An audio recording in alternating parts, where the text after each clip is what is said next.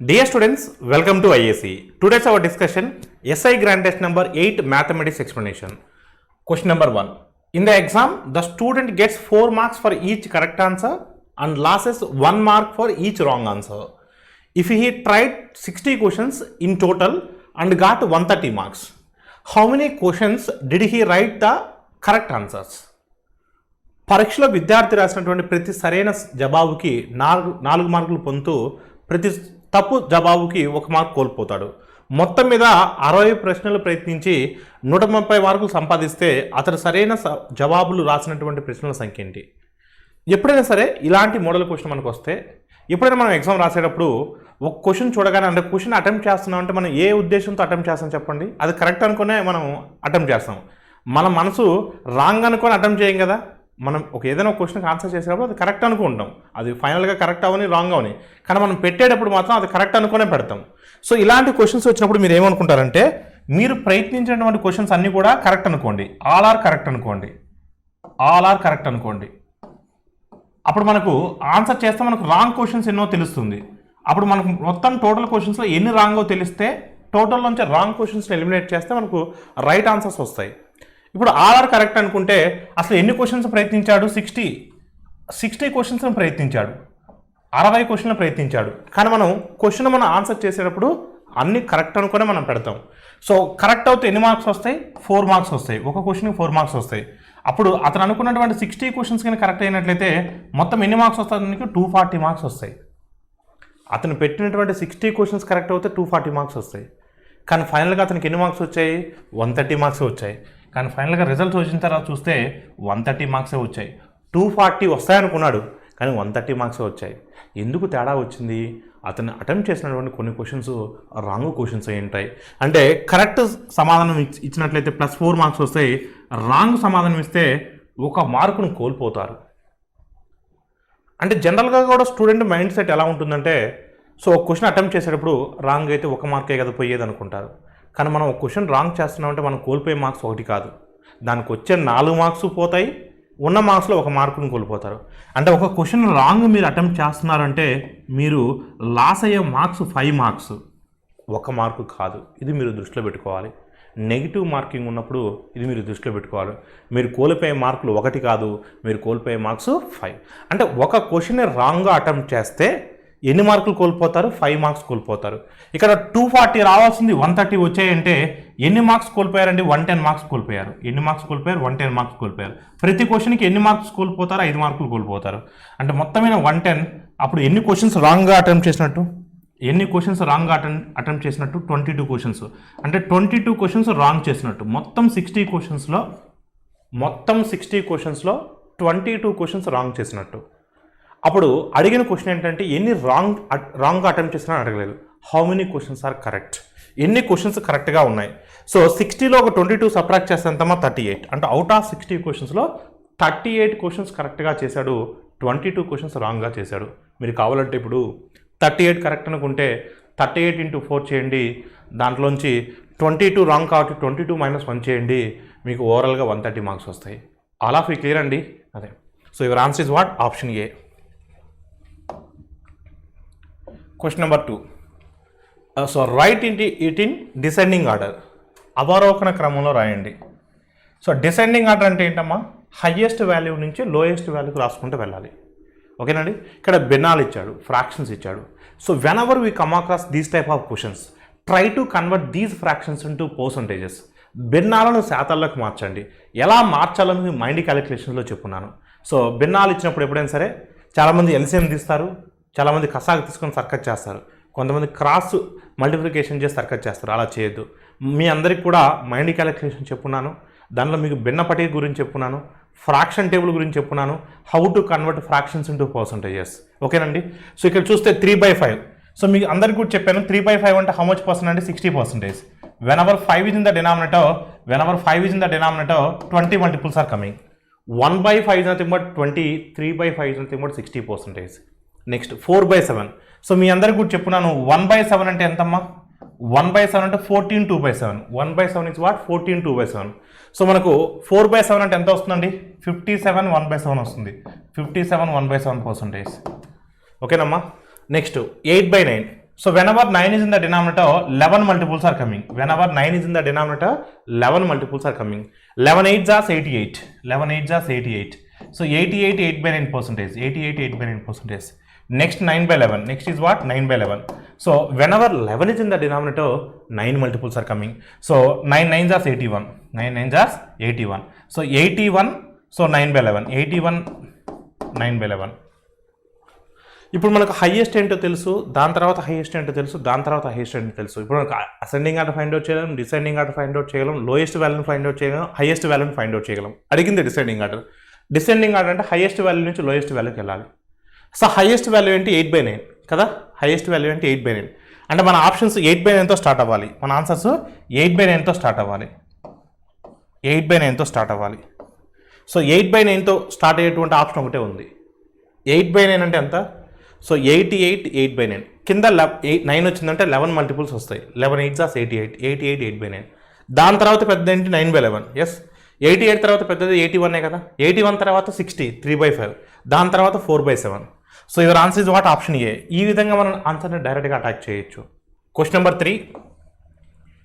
Students in a school are required to plant plants in a row in the playground. On the first day, 2/7 of the plants are planted. On the second day, the students in another class planted 3/10 of the remaining plants. On the third day, 9/11 of the remaining plants are planted. On the fourth day, 4/15 of the remaining plants were planted by the social organizations.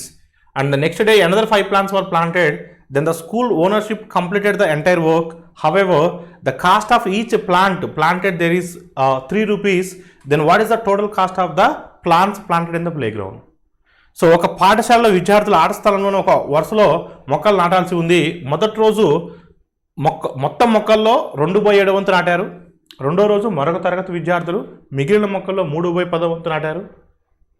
మూడో రోజు మిగిలిన మొక్కల్లో 9/11 వంతు నాటారు. నాలుగో రోజు ఇంకా మిగిలిన మొక్కల్లో 4/15 వంతు స్వచ్ఛంద సంస్థల వారు నాటగా సో మరో 5 మొక్కలు నాటవలసి వచ్చింది. మొత్తం పనిని పూర్తి చేశారు. అయితే ఒక్కొక్క మొక్క ఖరీదు 3 రూపాయలు అయితే వాళ్ళు నాటినటువంటి మొత్తం మొక్కల యొక్క ఖరీదు ఎంత?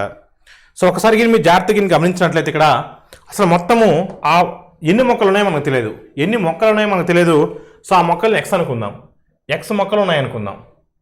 మొదటి రోజు ఎంత నాటారండి? 2/7 వంతు నాటారు. సో ఫస్ట్ డే 2/7 నాటారు. 2/7 నాటారంటే ఇంకా మిగిలిన మొక్కలన్నీ 5/7 ఉంటాయి. 2/7 అయిపోయినాయంటే 5/7 ఉంటాయి. మిగిలిన మొక్కలన్నీ 5/7 వంతు ఉన్నాయి. నెక్స్ట్ మిగిలిన మొక్కల్లో అంటే 5/7లో 3/10 వంతు నాటారు. ఆ 5/7లో 3/10 వంతు వాడారు. 3/10 వంతు నాటారు. ఇంకా మిగిలిన మొక్కలు ఎన్ని ఉంటాయి? 3/10 వంతు నాటారంటే మిగిలిన మొక్కలు ఎన్ని ఉంటాయి? 7/10 ఉంటాయి. ఇంటూ సో నెక్స్ట్ మిగిలిన మొక్కల్లో అంటే మిగిలిన మొక్కలు అంటే ఎన్ని? 7/10 వంతు. దాంట్లో 9/11 వంతు నాటారు. 9/11 వంతు నాటారంటే ఇంకెంత ఉంటాయి? ఇంకా మిగిలిన మొక్కలు ఎన్ని ఉంటాయి? 2/11 ఇంటూ 4 రోజు ఇంకా మిగిలిన మొక్కల్లో 4/15 వంతు. అంటే 4/15 వంతు నాటారంటే మిగిలిన ఎన్ని ఉంటాయి? 11/15 ఇంటూ సో తర్వాత వంతులు స్వచ్ఛంద సంస్థ వారు నాటగా తర్వాత రోజు మరో 5 మొక్కలు మిగిలి ఉన్నాయి. ఇంకా ఫైనల్గా ఎన్ని మొక్కలు మిగిలి ఉన్నాయండి? సో ఇవన్నీ నాటగా ఫైనల్గా ఎన్ని మొక్కలు మిగిలి ఉన్నాయమ్మా? సో ఇవన్నీ నాటగా ఫైనల్గా ఎన్ని మొక్కలు మిగిలి ఉన్నాయి? 5 మొక్కలు మిగిలి ఉన్నాయి. సో మిగిలిన మొక్కలు ఎన్నమ్మా? 5. సో ఫైనల్గా 5 మొక్కలు మిగిలినాయి. ఫస్ట్ ఆఫ్ ఆల్ ఎన్ని మొక్కలు ఉన్నాయో మనం ఫైండ్ అవుట్ చేద్దాం. ఎన్ని మొక్కలు ఉన్నాయో తెలిస్తే ఒక మొక్కకు 3 రూపీస్ కాబట్టి మొత్తం టోటల్ కాస్ట్ ఎంత ఫైండ్ అవుట్ చేయొచ్చు. చూడమ్మా, క్యాన్సిల్ చేయండి. 7కి 7 క్యాన్సిల్ అవుతుంది. 11కి 11 క్యాన్సిల్ అవుతుంది. ఓకేనండి. 5 2s are 10, 10 10 గెట్ క్యాన్సిల్. అప్పుడు x is equal to 15 5s are ఎంత అంటే 75. అంటే x అనేది మనం ఏమనుకున్నాం? మొత్తం మొక్కలు అనుకున్నాం. మొత్తము ఆ పాఠశాలలో నాటినటువంటి మొక్కల సంఖ్య 75. Total number of plants are 75. Each plant cost is 3 rupees. Each plant cost is 3 rupees. So 75 into 3, 75 into 3 rupees. So together is what? 225 rupees. 75 3s is what? 225 rupees. అంటే మొత్తం కాస్ట్ ఎంత అమ్మా? 225 rupees. So your answer is what? Option A. Option A is the right answer. Question number 4. The two numbers HCF is 13 and their LCM is 273. So what is the sum of those two numbers? Those two numbers are also greater than. So 13. 2 numbers are always greater than 13. So రెండు సంఖ్యల యొక్క గసాబా 13, వాటి యొక్క కసాగు 273 అయినా ఆ రెండు సంఖ్యల మొత్తం ఎంత? ఆ రెండు సంఖ్యలు కూడా 13 కంటే ఎక్కువే. సో గసాబా 13 అంటున్నాడు, హెచ్సిఎఫ్ 13. సో ఇక్కడ HCF is always a factor of given numbers. I don't know those numbers. Those numbers I am going to assume as 13A, 13B. Because 13 is the highest common factor. 13 is the highest common factor. ఆ రెండు సంఖ్యలు నేను ఏమైనా assumption చేసుకున్నాను? 13A, 13B. ఎందుకు sir మీరు 13A, 13B తీసుకున్నారు? 13 is the highest common factor. So ఇప్పుడు మనకు what is the these two numbers LCM? What is the LCM of these two numbers? These two numbers is cancelled with 13 table maximum. So LCM is what? 13AB. LCM is what? 13AB. So these two numbers LCM is 13AB. So LCM they given how much andi? 273. LCM they given how much amma? 273. So in 13 table how many times amma? In 13 table how many times? 13 2s are 13 1s are. Therefore AB is equal to 27. AB is equal to what? 27. So they are asking sum of the numbers. Sum of the numbers అంటే ఏమవుతుందండి? 13A plus 13B. 13 common తీస్తే so 13 of A plus B. మనకు కావాల్సింది some of the numbers 13 of A plus B. చూడండి ఇప్పుడు మనం దీన్ని ఏ విధంగా రాసుకోవచ్చు అండి? కామన్ మల్టిపుల్స్ లేకుండా ఏ విధంగా రాసుకోవచ్చు? 3 7 రాసుకోవచ్చు కదా. ఏని 3గా బీని 7గా రాసుకోవచ్చు కదా. ఎస్, మీరు ఏని 3గా రాసుకుంటే అప్పుడు 13A ఏమవుతుంది? 39 అవుతుంది. 13B ఏమవుతుంది? 91 అవుతుంది. 91 39 అనేవి 13 కన్నా ఎక్కువే కదా. ఎస్, సో ఇప్పుడు 13 ఆఫ్ ఏ అంటే ఎంత? 3. బి అంటే ఎంత? 7. సో 3 + 7 అంటే 10. So 10 into 13 130. Yes, your answer is what? 130. మీరు కావాలంటే చెక్ చేసుకోండి. ఇంకొక విషయం ఏంటంటే each number is a multiple of HCF. Each number is a multiple of HCF. హెచ్సిఎఫ్తో ఖచ్చితంగా గివెన్ నెంబర్ అనేది క్యాన్సిల్ అవ్వాలి. ప్రతి నెంబరు హెచ్సిఎఫ్తో క్యాన్సిల్ అయినప్పుడు ఆ 2 నెంబర్స్ని యాడ్ చేస్తే వచ్చేటువంటి సమ్ కూడా హెచ్సిఎఫ్తో క్యాన్సిల్ అవ్వాలి. అంటే సమ్ ఆఫ్ ద నెంబర్స్ అడిగింది కాబట్టి మనకి ఇచ్చినటువంటి ఆప్షన్ ఖచ్చితంగా 13తో మల్టిపుల్ అవ్వాలి. సో 13 టేబుల్లో సో 288 క్యాన్సిల్ అవ్వదు. 13 టేబుల్లో 290 క్యాన్సిల్ అవ్వదు. అలా ఫీ క్లియర్ అండి. అంటే 13 టేబుల్లో క్యాన్సిల్ అయ్యి 2 ఆప్షన్సే ఉన్నాయి, 130 286. కానీ 286 వచ్చే ఛాన్సే లేదు. అలా ఫీ క్లియర్ అండి. ఎందుకంటే 286 రావాలంటే 13 2s are 13 2s are. So 22 రావాలి, సమ్ అనేది 22 రావాలి. సో 22 వచ్చే ఛాన్స్ ఉందా? రాలేదు. అలా ఫీ క్లియర్ అండి.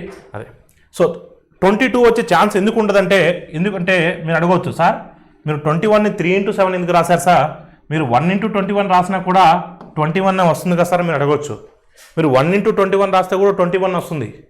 కానీ ఇప్పుడు ఏను 1గా తీసుకున్నాం అనుకో, బీని 21గా తీసుకున్నాం అనుకో, ఏను 1గా తీసుకుంటే అప్పుడు 13 ఏమవుతుంది?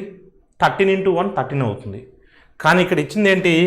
రెండు సంఖ్యలు కూడా 13 కంటే ఎక్కువ అన్నాడు. అంటే 13 కన్నా ఎక్కువ ఉండాలి.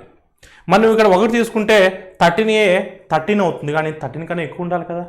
అంటే అలాంటప్పుడు ఈ ఆప్షన్ మనం వెళ్ళగలమా అండి? వెళ్ళకూడదు. సో అన్ని కండిషన్స్ సాటిస్ఫై అవుతున్నటువంటి ఆప్షన్ ఏంటండి? Option C. Option C is the right answer.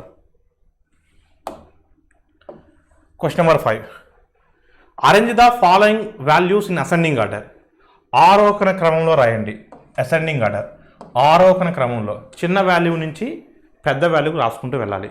ఇక్కడ మనకు 3 వాల్యూస్ ఇచ్చాడు. ఈ 3 వాల్యూస్లో సో మనకు అసెండింగ్ ఆర్డర్లో ఫైండ్ అవుట్ చేయాలి. చూద్దాం. సో ఫస్ట్ ఈజీ వాల్యూని ఫైండ్ అవుట్ చేద్దాం. 9 to the power of 2x plus 1. So 27 to the power of x plus 3. ఈ బేసెస్ని ఈక్వల్గా రాసుకుందాం. ఇప్పుడు 9ని 3 బేస్గా రాద్దాం, 27 కూడా 3 బేస్గా రాద్దాం. ఇప్పుడు 9ని 3 బేస్గా రాస్తే ఏమవుతుందండి? సో 3 స్క్వేర్ అవుతుంది. 2తో మల్టిప్లై చేయండి. 2 into 2x 4x, 2 into 1 2 అవుతుంది. ఓకేనమ్మా. సో 9 power 2x plus 1 నేను 3 square so into 2x plus 1, 2 into 2x 4x, 2 into 1 2 అవుతుంది. ఈజ్ ఈక్వల్ టు 27 ఎలా రాయొచ్చు? 3 క్యూబ్ అని రాయొచ్చు కదా. 3 క్యూబ్ అని రాయొచ్చు కదా. అంటే దాన్ని 3తో మల్టిప్లై చేయండి. 3 into x 3x, 3 into 2 6. ఇప్పుడు బేసెస్ ఈక్వల్ కాబట్టి పవర్స్ని ఈక్వల్ చేయొచ్చు కదా. అంటే 4x plus 2 is equal to 4x plus 2 is equal to ఏమని రాయొచ్చండి? 3x plus 6 రాయొచ్చు. 3x plus 6 రాయొచ్చు కదా. అప్పుడు 4xలోంచి 3xని సబ్ట్రాక్ట్ చేస్తే ఎంతమ్మా? x. సో 6లోంచి 2ని సబ్ట్రాక్ట్ చేస్తే 4. అంటే x వాల్యూ ఎంత అండి? 4. x వాల్యూ ఎంత అండి? 4. సో సెకండ్ వన్ 4 వచ్చింది. థర్డ్ వన్ చూద్దాం. సో ఒకసారి మీరు చూస్తే ఈ 216 పైకి వస్తే ఏమవుతుందండి? ఈ 216ని మనం పైకి తీసుకొద్దాం. ఓకేనమ్మా. 216ని పైకి తీసుకొద్దాం. చూడండి, అప్పుడు -216 అవుతుంది. 216 పైకి తీసుకొస్తే అప్పుడు ఏమవుతుందండి, ఇది హోల్ పవర్ 2/3 అవుతుంది. ఇక్కడ ఉన్న మైనస్ కాస్త ఏమవుద్ది, మైనస్ ఆఫ్ మైనస్ ప్లస్ అవుతుంది.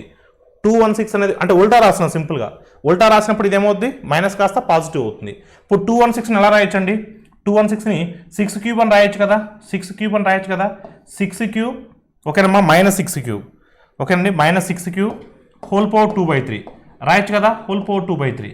ఇప్పుడు చూడండమ్మా 3కి 3 క్యాన్సిల్ అవుతే -6 హోల్ స్క్వేర్, -6 హోల్ స్క్వేర్ అంటే 36, -6 హోల్ స్క్వేర్ అంటే 36 అంటే ఖచ్చితంగా.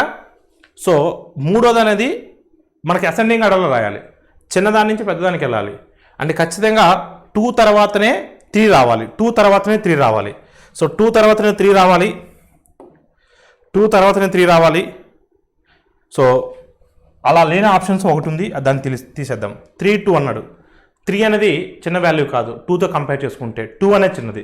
ఫస్ట్ది ఫైండ్ అవుట్ చేయాల్సిందే ఖచ్చితంగా, ఫస్ట్ది ఫైండ్ అవుట్ చేయాల్సిందే. చూద్దాం, ఫస్ట్ చూద్దాం. చూడండి 1024 హోల్ పవర్ 3/5. సో 1024 అంటే మనం 2 పవర్ 10 రాయొచ్చా, ఎస్.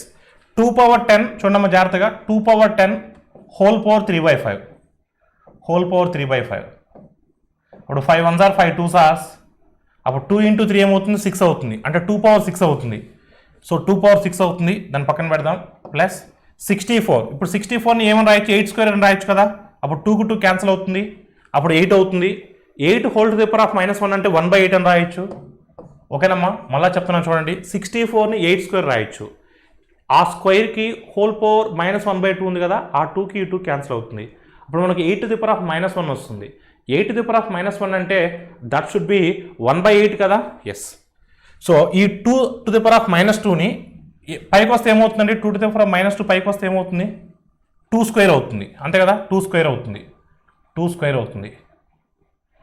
సో అప్పుడు ఏమవుతుందండి, ఇది 2 పవర్ 6 అవుతుంది, ఇది 2 పవర్ 6 అవుతుంది, ఇంటూ 2 పవర్ 2 అంటే 2 పవర్ 8 అవుతుంది, ఇంటూ 2 పవర్ 8 అవుతుంది. ప్లస్ 1/8 ఇంటూ 2² 2² అంటే 4 కదా, 2² అంటే 4 కదా. సో 4/8 అంటే ఎంతమ్మా, 4/8 అంటే సో 1/2 అవుతుంది, 1/2 అంతే కదా. ఇక్కడ మనకు 2 పవర్ 6 అవుతుంది, 2 power 2 into 3 6, 2 power 6, 2 power 6 into 2 power 2, 2 power 8 అవుతుంది, 2 పవర్ 8 అవుతుంది. అలా క్లియర్ అండి. సో ఇక 2² అంటే 4, 4 ఇంటూ 1/8 అంటే 1/2 అవుతుంది. 2 పవర్ 8 అంటే సో ఎంతమ్మా, 2 పవర్ 8 అంటే ఎంత, 2 పవర్ 6 అంటే 64, 2 పవర్ 5 అంటే 2 పవర్ 6 అంటే 64, 2 పవర్ 7 అంటే 128. సో 2 పవర్ 8 అంటే almost 256. So that should be the greater, comparatively 36, this is greater one. మనం ఎగ్జాక్ట్ వాల్యూ ఫైండ్ అవుట్ చేయాల్సినటువంటి అవసరం లేదు. సో మనం ఈ వాల్యూ 36తో కంపేర్ చేసుకుంటే ఇది హయ్యరే కదా, whatever value you are getting. So your answer is what. So first lowest value ఏంటి, 2. ఫస్ట్ లోయెస్ట్ వాల్యూ ఏంటి 2, 2 తర్వాత లోయెస్ట్ వాల్యూ ఏంటి 3, దాని తర్వాత ఎంతమ్మా 1. So your answer is what, 2, 3, 1, 2, 3, 1. All of you clear అండి. అదే నెక్స్ట్ క్వశ్చన్ నెంబర్ 6. సో దీని యొక్క సింప్లిఫికేషన్ అడుగుతున్నారండి, జాగ్రత్త చూడమ్మా. nth root of 25 whole to the power of n plus 1/4 into under root of 5 into 5 to the power of -n divided by 5 into under root of 5 to the power of -n. So if you observe carefully here, this one I am going to write as 25, I am going to write as 25, I am going to write as 5 square. 5 square అన్నప్పుడు ఎంత వస్తుందండి, 2 power n ఓకేనమ్మా, 5 to the power of 2n plus 2 into 1/4 అంటే 1/2 వస్తుంది, 2 into 1/4 అంటే 1/2 వస్తుంది. So into so under root of 5 అంటే 5 to the power of 1/2, 5 to the power of 1/2 ఓకేనమ్మా, 5 to the power of 1/2. ఇక్కడ ఎంత వస్తుందండి, జనరల్గా కూడా మనకు 5 to the power of 1 లేదంటే సింపుల్గా 1 minus n. So bases equal అయినప్పుడు పవర్స్ని యాడ్ చేసుకుంటాం. ఇక్కడ ఏం లేదంటే 1 ఉంటుంది, base is 5 common base. So we need to add powers 1 minus n. Whole to the power of ఏమొస్తుందండి, అండర్ రూట్ కదా, whole to the power of 1/2 వస్తుంది, అప్పుడు whole to the power of 1/2 అంటే /2 వస్తుంది. ఆల్ ఆఫ్ యూ క్లియర్ అండి. Divided by so 5 into దీని వరకు first రాయండి అమ్మా, దీని వరకు ఫస్ట్ రాయండి. Under root of 5 to the power of -n అంటే దీన్ని ఎలా రాయొచ్చండి మనం, 5 to the power of -n/2 అని రాయొచ్చు కదా, 5 to the power of -n/2 అని రాయొచ్చు కదా, ఎస్. ఇక్కడ ఇంటూ 5 ఉంది కదా, ఇంటూ 5 ఉంది కదా, అంటే 5 to the power of 1 కదా. బేసెస్ ఈక్వల్ అయినప్పుడు పవర్స్ని యాడ్ చేస్తాం కదా, అప్పుడు ఏమవుతుందంటే 5 to the power of 1 minus n/2. All of clear అండి. అన్ని బేసెస్ ఈక్వల్ కాబట్టి అన్ని పైకి, దీన్ని కూడా న్యూమరేటర్లో తెప్పించండి అమ్మా. So if you write in this one in numerator, what happen? 5 to the power of -1 plus n/2. Sign change అవుతుంది. ఆల్ ఆఫ్ క్లియర్ అండి. So this denominator value is shifted to numerator, that value become 5 to the power of -1 plus n/2. Now all bases are equal, just add powers. So 5 to the power of, so ఎంత అవుతుందండి మనకి LCM ఎంత అవుతుందంటే 2 అవుతుంది. లేదంటే ఒకసారి రాయండి first, 2n plus 1/2 plus 1 minus n/2 minus 1 plus n/2. All of clear అండి. అదే నౌ టేక్ ఎల్సిఎం అమ్మా. LCM is 2. So 4n plus 1 plus 1 minus n minus 2 plus n. ఇప్పుడు చూడమ్మా, nకి n క్యాన్సిల్ అవుతుంది. 1 1 2 get cancel. 4n/2. So 4n/2 అంటే ఎంత అవుతుందండి? 4n/2 అంటే 2n అవుతుంది. అంటే 5 to the power of 2n, 5 to the power of 2n. కానీ మనకు ఎంత రూట్ ఇది? ఎంత రూట్ కదా, ఎంత రూట్ అంటే whole to the power of ఏమొస్తుందండి? 1/n వస్తుంది. అప్పుడు nకి n క్యాన్సిల్ అవుతే ఏమవుతుందండి? 5² అవుతుంది. So 5² is nothing but what? 25. 5² is nothing but what? 25. Option A is the right answer. కొంచెం కేర్ఫుల్గా చేయాలి.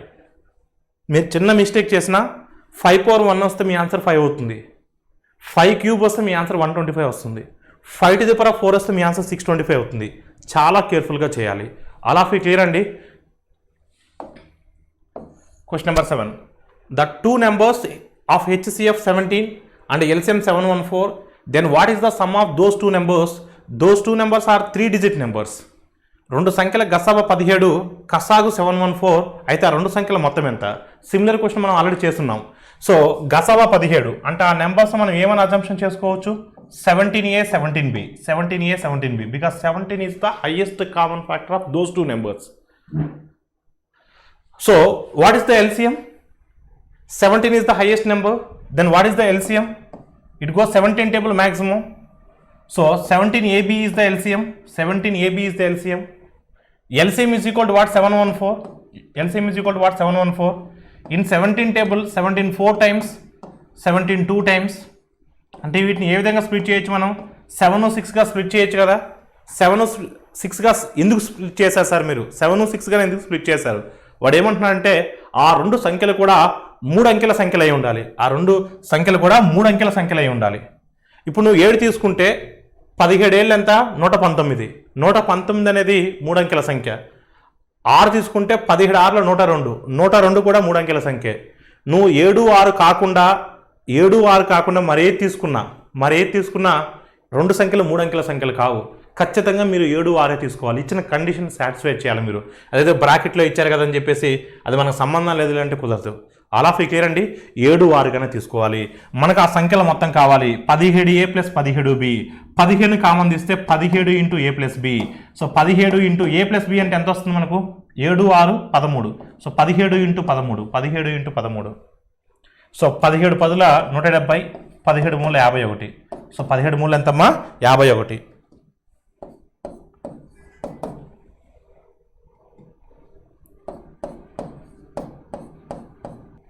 17 3ల ఎంత అండి? 51. సో మొత్తం ఎంత అవుతుందండి? 221 అవుతుంది. So option B is the right answer. Option B is the right answer. Next question number 8. If x is equal to √3/2, then find the value of this expression. So ఈ ఎక్స్ప్రెషన్ మీరు డైరెక్ట్గా తీసుకుని చేయొద్దు. First of all √1 + x అనేది ఒక variable ఉంది, √1 - x అనేది ఒక వేరియబుల్ ఉంది. ఆ రెండు వేరియబుల్స్ని సపరేట్గా ఫైండ్ అవుట్ చేసి వచ్చినటువంటి రిజల్టెంట్ వాల్యూస్ ఇక్కడ సబ్స్టిట్యూట్ చేద్దాం. ఫస్ట్ ఆఫ్ ఆల్ √1 + x ను ఫైండ్ అవుట్ చేద్దాం. √1 + x ను ఫైండ్ అవుట్ చేద్దాం. x ప్లస్లో √3/2 డైరెక్ట్గా సబ్స్టిట్యూట్ చేయండి. అప్పుడు ఏమవుతుందండి మనకు? 1 + √3/2 కదా. అండ్ 2ని ఎల్సిఎంగా తీసుకుంటే మనకి ఏమవుతుందండి? 2 + √3/2 అవుతుంది కదా అండర్ రూట్లో. నేను దీన్ని ఏం చేస్తానంటే పైన కింద 2తో మల్టిప్లై చేస్తాను. పైన 2తో మల్టిప్లై చేస్తున్నాను, కింద కూడా 2తో మల్టిప్లై చేస్తాను. నష్టమే లేదు కదా. న్యూమరేటర్లో 2తో మల్టిప్లై చేస్తున్నాను, డినామినేటర్లో కూడా 2తో మల్టిప్లై చేస్తున్నాను. 2 కు 2 క్యాన్సిల్ అయిపోతుంది. అప్పుడు దీన్ని ఎలా రాయొచ్చు మనం? సో 4 + 2√3 4 + 2√3/4 అని రాయొచ్చు కదా. ఇప్పుడు ఒకసారి మీరు చూస్తే ఈ 4 + 2√3ని నేను ఏ విధంగా రాస్తానంటే 4 + 2√3ని √3 + 1² రాయొచ్చు కదా. √3 + 1² రాయొచ్చు కదా. రాయొచ్చు. మీరు కావాలంటే దీన్ని ఎక్స్పాండ్ చేసి చూడండి. √3 + 1² అంటే √3² అంటే 3, 1² అంటే 1, 3 + 1 4 ప్లస్ 2√3 2ab 2√3 సాటిస్ఫై అయింది కదా. అంటే అప్పుడు హోల్ స్క్వేర్కి రూట్ క్యాన్సిల్ అయిపోతే అప్పుడు మనకు √3 + 1 వస్తుంది. అండర్ రూట్లోంచి 4 బయటకు వస్తే 2 అవుతుంది. అంటే under root of 1 + x value is what? So √3 + 1/2. సిమిలర్గా మనం చేస్తే 1 - x చేస్తే మనకేమొస్తుంది? సిమిలర్గా √3 - 1/2 వస్తుంది సిమిలర్గా. ఇప్పుడు మనం ఈ వాల్యూస్ మనం ఫైండ్ అవుట్ చేసిన తర్వాత ఇక్కడ సబ్స్టిట్యూట్ చేయండి అమ్మా. సేమ్ వాల్యూస్ని ఇక్కడ సబ్స్టిట్యూట్ చేయండి. మనకు ఇక్కడ సబ్స్టిట్యూట్ చేయండి. √1 + x √1 + x అంటే ఏంటి? √3 + 1/2 డివైడెడ్ బై 1 + √3 + 1/2 ప్లస్ ఇక్కడ √3 - 1/2 డివైడెడ్ బై 1 - √3 - 1/2. ఇప్పుడు న్యూమరేటర్లో ఇక్కడ LCM 2 అవుతుంది, ఇక్కడ LCM 2 అవుతుంది. ఎల్సిఎంకి ఎల్సిఎం క్యాన్సిల్ అయిపోతాయి. అప్పుడు మనకి ఏం మిగులుతుందంటే √3 + 1 ఇక్కడ 2 + 1 + √3 అప్పుడు ఏమవుతుందంటే √3 + 3 అవుతుంది. ప్లస్ ఇక్కడ 2కి 2 క్యాన్సిల్ అయిపోతుంది ఎల్సిఎం తీసేస్తే అప్పుడు √3 - 1/. ఇక్కడ చూడండి 2 మైనస్ ఇక్కడ జనరల్గా ఏమొస్తుందంటే 2 - √3 నెక్స్ట్ ఇక్కడ 2 వస్తుంది కదా మైనస్ √3 మైనస్ ఆఫ్ మైనస్ +1 అవుతుంది. అప్పుడు 3 - √3 అవుతుంది. 3 - √3 అవుతుంది. సో దీని వాల్యూ ఏమవుతుందంటే 3 - √3 అవుతుంది. 3 - √3 అవుతుంది. ఇప్పుడు ఎల్సిఎం తీయండి అమ్మా. 3 + √3కి 3 - √3కి ఎల్సిఎం 3 + √3 × 3 - √3 ఓకేనమ్మా. 3 + √3 × 3 - √3 3 + √3 × 3 - √3 ఇప్పుడు 3 + 1 × 3 - √3 √3 + 1 × 3 - √3 అప్పుడు ఏమవుతుందండి? సో ఫస్ట్ రాయండి, తర్వాత మల్టిప్లై చేద్దాం. √3 + 1 × స్మాల్ క్యాలిక్యులేషన్ పట్టండి, తప్పదు. 3 - √3 ప్లస్ √3 - 1 × √3 + 3 ఇప్పుడు దాన్ని మల్టిప్లై చేయనమ్మా. డినామినేటర్ ఏమొస్తుందండి? 3 + √3 × 3 - √3 అంటే a + b × a - b. అప్పుడు 9 - 3 6 వస్తుంది. డినామినేటర్ ఏమొస్తుందంటే 6 వస్తుంది. సో న్యూమరేటర్ అండి √3 × 3 3√3 3 × √3 3√3 √3 × √3 3 అవుతుంది, -3 అవుతుంది, -3. Next 1 × 3 3 1 × 3 3 1 × -√3 -√3 next √3 × √3 3 plus √3 plus 3 next √3 × 3 3√3 plus 3√3 next -1 × √3 -√3 -1 × 3 -3. ఇప్పుడు క్యాన్సిల్ అయ్యే టర్మ్స్ ఉంటే క్యాన్సిల్ చేయండి. ఒకసారి మీరు చూస్తే ఏమైనా క్యాన్సిల్ అవుతాయా? ఏవి కూడా క్యాన్సిల్ అయ్యేటట్లేవు. 3√3 ఇక్కడ 3√3 6√3 ఉంది. చూడమ్మా 3√3 3√3 6√3 నాట్ 6√3 ఇంకేమైనా ఉన్నాయా? -√3 ఇక్కడ -√3 3√3 3√3 6√3 నుంచి ఇక్కడ ఒక √3 ఇక్కడ ఒక √3 6√3 నుంచి 2√3 తీసేస్తే 4√3 6√3 నుంచి ఒక 2√3 తీసేస్తే 4√3 అప్పుడు ఇది అయిపోయింది. నెక్స్ట్ +3కి -3కి గెట్ క్యాన్సిల్ +3కి -3కి గెట్ క్యాన్సిల్ అప్పుడు 4√3/6 వస్తుంది. 4√3/6 వస్తుంది. అప్పుడు దీన్ని ఎలా రాయొచ్చు మనం? So 2 3s are 2 2s are 2√3/3 వస్తుంది. అప్పుడు మనం సో 2√3/3 కదా 2√3/3 కదా 3ని √3 × √3 రాయొచ్చు కదా 3ని √3 × √3 రాయొచ్చు కదా √3కి √3 క్యాన్సిల్ అవుతే సో ఫైనల్గా మనకి ఏం మిగులుతుంది? 2/√3 మిగులుతుంది. So your answer is what? 2/√3. Option D is the right answer. Next question Ramu's monthly income is 15% higher than Shyam's monthly income. Shyam's monthly income is 10% less than the Sohan's monthly income. The difference in the monthly incomes of Ram and Sohan is 350. Then what is the Shyam's monthly income? రాము యొక్క నెలసరి ఆదాయము శ్యామ్ యొక్క ఆదాయం కంటే 15% ఎక్కువ. శ్యామ్ యొక్క నెలసరి ఆదాయం సోహన్ కంటే 10% తక్కువ. రాము మరియు సోహన్ల నెలసరి ఆదాయంలో తేడా 350 అయితే శ్యామ్ నెలసరి ఆదాయం ఎంత? ఒకసారి మీరు గమనిస్తే రాము యొక్క ఆదాయము శ్యామ్ మీద ఆధారపడింది, శ్యామ్ యొక్క ఆదాయము సోహన్ మీద ఆధారపడింది. సో ఇప్పుడు మనకు ఎవరి శాలరీ తెలిస్తే మిగతా వాళ్ళ శాలరీస్ తెలుస్తాయి. సోహన్ తెలిస్తే శ్యామ్ తెలుస్తుంది, శ్యామ్ తెలిస్తే రాము తెలుస్తుంది. అంటే ఇప్పుడు మనం ఎవరి శాలరీని 100 అజంప్షన్ చేసుకోవాలి, సోహన్ శాలరీని 100 అని అజంప్షన్ చేసుకోవాలి. మీకు సోహన్ తెలిస్తే శ్యామ్ తెలుస్తుంది, శ్యామ్ తెలిస్తే రామ్ తెలుస్తుంది. ఓకేనండి. Shyam salary here I'm going to assume as 100. Shyam యొక్క నెలసరి జీతము మనం 100 అనుకుంటే శ్యామ్ తెలిస్తే మనకు సోహన్ తెలిస్తే సోహన్ 100 అనుకుంటే సోహన్ తెలిస్తే శ్యామ్ తెలుస్తాడు. శ్యామ్ ఎంత అంటమ్మా? శ్యామ్ యొక్క శాలరీ ఎంత అంట? Shyam salary is Shyam monthly income is 10% less than Sohan. 10% less అంటే ఎంత అవుతుందండి? 90 అవుతుంది. ఓకేనమ్మా. శ్యామ్ది 10% తక్కువ. 100లో 10% అంటే 10 తక్కువ అంటే 90. అప్పుడు రామ్ది ఎంత అవుతుందండి? శ్యామ్ తెలిస్తే రామ్ తెలుస్తుంది. రామ్ది ఎంతమ్మా? Rams monthly income is 15% higher than it's Shyam. 15% higher అండి. ఇదేమో 10% తక్కువ అమ్మా. 10% తక్కువ అంటే ఈజీగా క్యాలిక్యులేట్ చేస్తాం. ఓకేనమ్మా. 10 తక్కువ. కానీ రాముది మాత్రం 15% ఎక్కువ అంట. 15% అంటే ఎంత? ఇప్పుడు 90లో 50% అండి. 15%. 10% అంటే 9. 5% అంటే 4.5. 15% అంటే ఎంతమ్మా? 13.5. అప్పుడు యాడ్ చేస్తే ఎంత అవుతుందండి? 103.5. 103.5. Ram salary is what? 103.5. సోహన్ది 100 అయి ఉన్నట్లయితే శ్యామ్ది 90 అవుతుంది, రాముది 103.5 అవుతుంది. డిఫరెన్స్ ఎంతమ్మా? ఇక్కడ ఎవరి మధ్య డిఫరెన్స్ ఇచ్చాడండి? రాము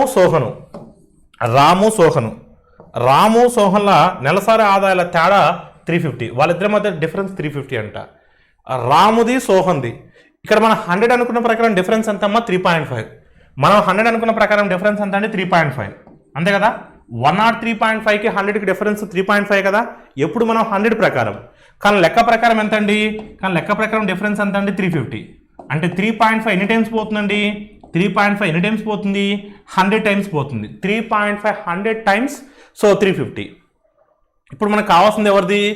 Shyam's monthly salary is what? Shyam monthly salary is what అంటున్నాడు. 100 ప్రకారం 90, కానీ లెక్క ప్రకారం ఇంటూ ఏం చేయాలంటే ఇంటూ 100 చేయాలి. ఇంటూ ఏం చేయాలి? ఇంటూ 100 చేయాలి. 100 × 90 అంటే 9000. 100 × 90 అంటే 9000. Therefore, Shyam monthly salary is what? 9000. Your answer is what? Option A. ఒకవేళ శ్యామ్ అడగకుండా సోహన్ అడిగాడు అనుకోండి, 100 × 100 10,000. 10,000 కూడా మీకు ఆప్షన్ ఉంది. ఒకవేళ రామ్ అడిగాడు అనుకోండి, రామ్ అడిగితే 103.5 × 100 అంటే 10,350. ఆల్ ఆఫ్ యూ క్లియర్ అండి? అదే. Question number 10. In the election between two candidates, 75% of the voters are voted and 2% of the votes were invalid. 75% of the valid votes is 9261 votes got one candidate. Then how many voters are participating in that election? So here, ఇద్దరు అభ్యర్థుల మధ్య జరిగిన ఒక ఎన్నికల్లో 70% మంది ఓటర్లు vote వేయగా 2% ఓట్లు పనికి రాకుండా రద్దయ్యాయి. చెల్లిన ఓట్లలో 70% అనగా 9261 ఓట్స్ అయితే అవి ఒక అభ్యర్థికి వచ్చినట్లయితే ఈ ఎన్నికల్లో పాల్గొన్నటువంటి ఓటర్లు ఎంతమంది? ఇక్కడ విషయం ఏంటంటే, ఒక విలేజ్లో కొంతమంది ఓటర్స్ ఉన్నారు. వాళ్ళల్లో ఎలక్షన్ రోజున ఓటు వేసింది 75% మందే ఓటు వేశారు. 75% మందే ఓటు హక్కును వినియోగించుకున్నారు. ఆ 75% మందిలో అంటే ఓటు వేసిన వాళ్ళల్లో 2% ఓట్లు చెల్లలేదు. చెల్లిన ఓట్లలో ఒక అభ్యర్థికి 70% వచ్చాయి. అవి ఎన్ని ఓట్లకు సమానం అంటే 9261 ఓట్స్కి సమానం. అయితే ఇక్కడ విషయం ఏంటంటే, అసలు ఆ విలేజ్లో ఎంతమంది ఓటర్స్ ఉన్నారు అనేది క్వశ్చన్. ఫస్ట్ ఓరల్గా చెప్తాను చూడండి, మీకు అర్థం చేసుకోవడానికి ట్రై చేయండి. ప్రతి క్వశ్చన్ కూడా ఓరల్గా అటాక్ చేయొచ్చండి. మీకు అర్థం కాదని చెప్పేసి బోర్డు మీద రాస్తున్నాను. ఓకేనండి. ఈ యొక్క క్వశ్చన్ మీకు ఓరల్గా చెప్పడానికి ట్రై చేస్తాను. మీరు అర్థం చేసుకోవడానికి ట్రై చేయండి. ఎందుకంటే exam point of view at least మనం కొన్ని క్వశ్చన్స్ అయినా మనం ఓరల్గా అటాక్ చేయాలి, అప్పుడు మనకు సాధ్యమవుతుంది. ఇక్కడ నాకు ఎంతమంది ఓటర్స్ ఉన్నారో తెలియదండి. I assume as 100. I assume total number of voters as 100.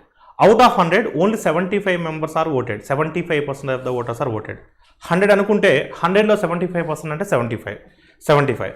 ఆ 75లో 2% of the votes were invalid. 2% ఓట్లు చెల్లలేదు. 75లో 2% అంటే 1% అంటే 0.75, 2% అంటే 1.5.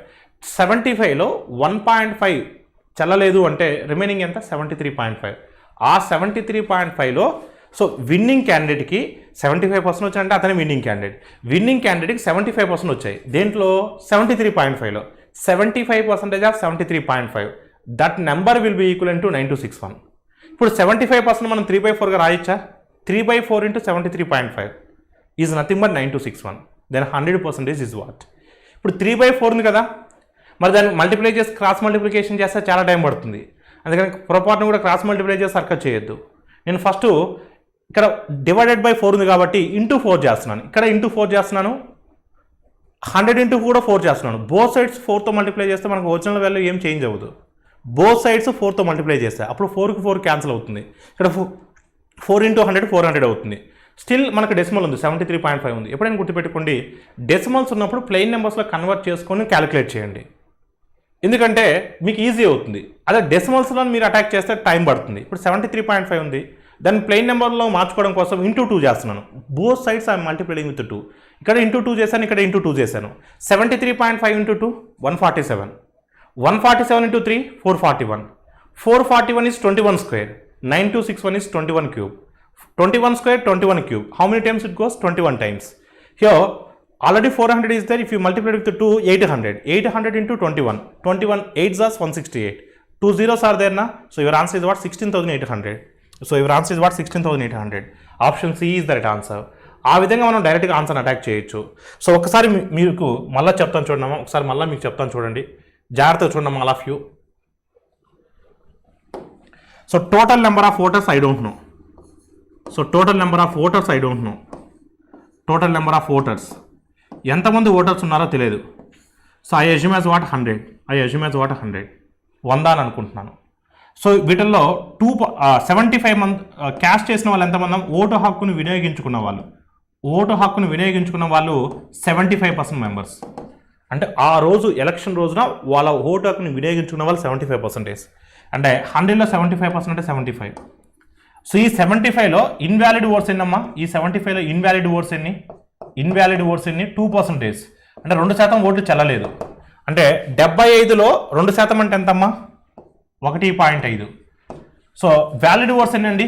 వ్యాలిడ్ ఓట్స్ ఎన్ని? 75లో 1.5 చెల్లలేదు. చెల్లిన ఓట్లు ఎన్ని? 73.5. ఈ చెల్లిన ఓట్లలో విన్నింగ్ క్యాండిడేట్కి ఎన్ని వచ్చాయి? సో విన్నింగ్ క్యాండిడేట్కి ఎన్ని వచ్చాయండి? సో 75% ఆఫ్ 73.5 అంతే కదా. ఎప్పుడైనా ఎలక్షన్ కౌంటింగ్ అప్పుడు చెల్లిన ఓట్లు మాత్రమే లెక్కిస్తారు. 73.5 చెల్లిన ఓట్లు, దాంట్లో 75% వచ్చాయి. ఇప్పుడు మనం 75% 3/4 అని రాయొచ్చా? So 3/4 into 73.5. This is what according to 100. మనం టోటల్ ఓటర్స్ 100 అనుకుంటే 100 ప్రకారం వచ్చినటువంటి value. But according to our problem, this value will be equal to what? 9261. This value will be equal to what? 9261. So how many times it goes? That many times it goes. All of you clear అండి. So ఈ విధంగా calculation ఎప్పుడైనా మీకు వస్తే చాలామంది students cross multiply చేస్తారు. Cross multiply చేస్తే it will take some time. ఇప్పుడు కూడా క్రాస్ మల్టిప్లికేషన్ వెళ్ళొద్దు. సో బోత్ సైడ్స్ 4తో మల్టిప్లై చేయండి. ఎందుకు బోత్ సైడ్స్ 4తో మల్టిప్లై చేస్తున్నానంటే డినామినేటర్ 4 ఉంది, ఈ 73.5 అనేది 4తో క్యాన్సిల్ అవ్వట్లేదు. అప్పుడు మీరు దీనికైనా మీరు క్యాన్సిల్ చేయడానికి ట్రై చేస్తే అది ఇంకా కష్టం అవుతుంది. అందుకని బోత్ సైడ్స్ 4తో మల్టిప్లై చేస్తున్నాను. బోత్ సైడ్స్ ఏం చేస్తున్నాను? 4తో మల్టిప్లై చేస్తున్నాను. నష్టమేం లేదు కదా. ఇప్పుడు 4కి 4 క్యాన్సిల్ అయిపోయింది. ఇక్కడ 100 ఉండేది కాస్త 400 అయింది, నష్టమేం లేదు. స్టిల్ ఇక్కడ మనకు డెసిమల్ ఉంది, 73.5 అనేది డెసిమల్ ఉంది. దాన్ని కూడా ప్లెయిన్ నెంబర్లో మార్చుకుందాం. దాన్ని ప్లెయిన్ నెంబర్లో మార్చుకోవడం కోసం బోత్ సైడ్స్ 2తో మల్టిప్లై చేస్తున్నాను. అప్పుడు ఏమవుతుందండి? ఇది 2 into 100 200 into 4 800 అవుతుంది. 100 ఉండేది కాస్త 800 అయింది, నష్టం ఏముంది? ఇప్పుడు మీరు చూడండి, 73.5 into 2 అంటే 147. 147 into 3 అంటే 441. Yes 441. So 441 is which square? 441 is which square? 21 square. 441 is 21 square. 9261 is which cube? 9 to 6 1 is which cube? 21 cube. 21 square, 21 cube. How many times it goes? How many times it goes? 21 times it goes. Exactly 21 times it goes. So 21 times of 800. 21 times of 800. 21 8 times 168. So 16,800. Therefore, total number of voters in that election list is what? 16,800. Option C is the right answer. Next question. Question number 11. In an army, 10% of the soldiers are killed in a war. 10% of the rest died of the disease. Of those remaining, 12% remained disabled. So what is the total army soldiers if the remaining army soldiers is 7,12,800? ఒక సైన్యంలో యుద్ధం వల్ల 10% సైనికులు చనిపోయారు. మిగిలిన వారిలో 10% మంది అనారోగ్యం వల్ల చనిపోయారు. ఆ మిగిలిన వారిలో 12% మంది వికలాంగులుగా మిగిలిపోయారు. మిగిలిన సైన్యం సంఖ్య 7,12,800 అయినప్పుడు మొత్తం సైన్యం యొక్క సంఖ్య ఎంత? మొత్తం సైన్యం యొక్క సంఖ్య ఎంత? సో ఒకసారి మీరు అబ్జర్వ్ చేస్తున్నట్లయితే ఇక్కడ అసలు ఫస్ట్ ఆఫ్ ఆల్ ఎంతమంది ఉన్నారో తెలియదండి నాకు. I assume as what 100. Total number of soldiers so in that army I assume as what 100. మొత్తం 100 మంది ఉన్నారనుకుందాం. 100లో 10% మంది చనిపోయారు, యుద్ధంలో చనిపోయారు. 10% యుద్ధంలో చనిపోయారు. 100లో 10% అంటే ఎంతమ్మా? 10. ఇంకా మిగిలిన వారు ఎంతమంది అమ్మా? 90. మిగిలిన వారు ఎంతమంది? 90. క్లియర్గా ఇచ్చున్నాడు మిగిలిన వారిలో, అవుట్ ఆఫ్ ద రిమైనింగ్ మిగిలిన వారిలో. సో ఆ 90లో 10% మంది అనారోగ్యం వల్ల చనిపోయారు. 90లో 10% ఎంతమ్మా? 9. రిమైనింగ్ ఈజ్ వాటమ్మా? 81. ఈ మిగిలిన వారిలో 12% మంది వికలాంగులుగా మిగిలిపోయారు. 12% మంది వికలాంగులుగా మిగిలిపోయారు. 12% మంది 12%. 81లో మనకు 12% ఫైండ్ అవుట్ చేయాలి. అమ్మ 81లో 10% అంటే ఎంత? 81లో 10% ఎంత? 8.1. 10% ఎంత? 8.1. 1% 0.81. 2% ఎంత? సో 81 2 times 162 అంటే 1.62. 1.62 ఓకేనమ్మా. 1.62 2% అంటే అప్పుడు 12% ఎంత అవుతుందండి? 12% ఎంత అవుతుంది? 9.72 అవుతుంది. 9.72 అవుతుంది. 9.72 అవుతుంది.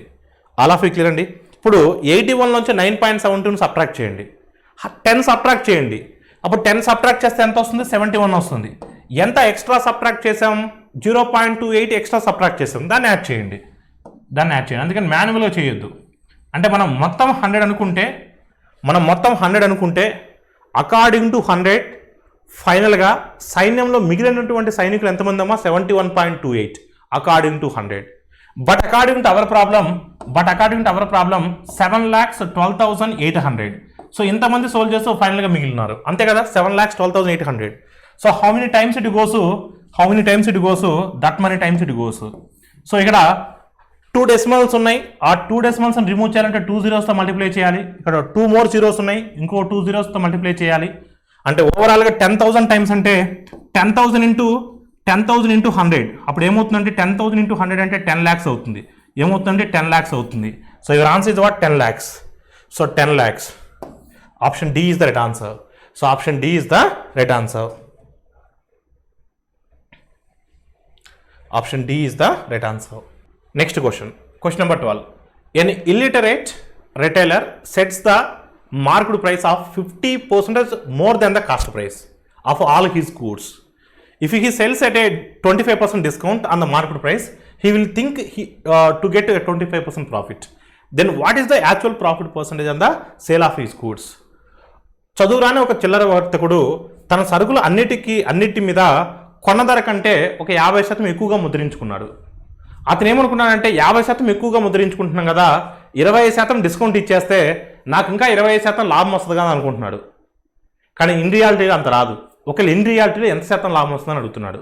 చూడమ్మా, ఇక్కడ విషయం ఏంటంటే కొన్న వేల ఎంతో మనకు తెలియదు. కొన్న వేల ఎంతో తెలియదండి, జాగ్రత్తగా వినండమ్మా. మనకు కొన్న వేల ఎంతో తెలియదు. ఇక్కడ ఐ అస్యూమ్ యాజ్ 100. కొన్న వేలను ఏమనుకుంటున్నానమ్మా? 100 అనుకుంటున్నాను. కొన్న వేల ఐ అస్యూమ్ యాజ్ వాట్? 100. తెలియదు నాకు, 100 అనుకుంటున్నాను. ముద్రణ వేల మార్కెట్ ప్రైస్ 50% అధికంగా ముద్రించాను కదా, 50% అధికంగా ముద్రించాను కదా, అప్పుడు 150 అవుతుంది. కొన్న వేల 100 అనుకుంటున్నాను. ముద్రణ వేల మార్కెట్ ప్రైస్ 50% ఎక్కువగా ముద్రించాను, 150 అవుతుంది. ఓకేనండి. ఇప్పుడు రాయితీ ఎంత ఇస్తున్నానమ్మా? 20% డిస్కౌంట్ ఇస్తున్నాను. డిస్కౌంట్ పర్సంటేజ్ ఎప్పుడు కూడా మార్కెట్ ప్రైస్ మీద లెక్కెడతాం. రాయితీ శాతం ఇప్పుడు కూడా ముద్రణ వేల మీద లెక్కెడతాం. సో 25% డిస్కౌంట్ అండి, 25% డిస్కౌంట్ అంటే 150 మీద 25% డిస్కౌంట్. అమ్మ 25% లెక్కెట్టాల్సిన వచ్చినప్పుడు మీరు 2 టైమ్స్ హాఫ్ చేయండి. 150ని హాఫ్ చేస్తే 75, 75ని హాఫ్ చేస్తే 37.5, 37.5 తీసేస్తే ఎంత అండి? 112.5. ఇదేంటమ్మా?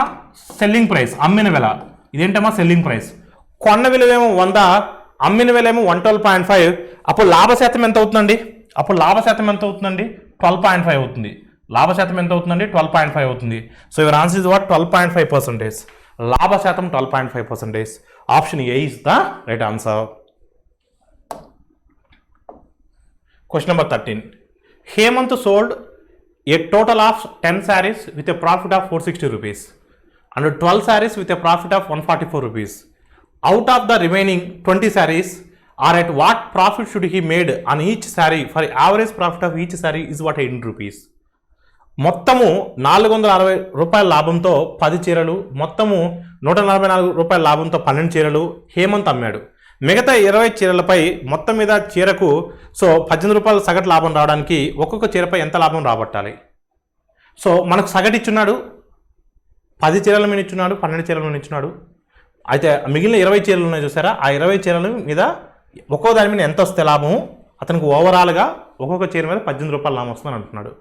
సో మొత్తం ఎన్ని చీరలు ఉన్నాయో చూద్దాం. మొత్తం ఎన్ని చీరలు ఉన్నాయి? ఒక్కొక్క దాని మీద 18 వస్తాయంట, 18 రూపాయలు వస్తుంది. సగటు మీద ఓవరాల్గా చూసుకుంటే ఒక్కొక్క శారీ మీద 18 రూపాయల ప్రాఫిట్ వస్తుంది. అసలు ఎన్ని శారీలు ఉన్నాయి ఇక్కడ? ఎన్ని శారీలు ఉన్నాయండి మొత్తం? ఇక్కడ ఒక 10 శారీస్ ఉన్నాయి, దాని తర్వాత ఇక్కడ ఒక 12 శారీస్ ఉన్నాయి, ఇక్కడ ఒక 20 శారీస్ ఉన్నాయి. మొత్తం ఎన్ని శారీస్ ఉన్నాయండి?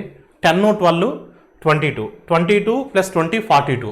మొత్తం 42 శారీస్ ఉన్నాయి. మొత్తం ఎన్ని శారీస్ ఉన్నాయండి? 42 శారీస్ ఉన్నాయి. 42 శారీస్ ఉన్నాయి మొత్తం మీద.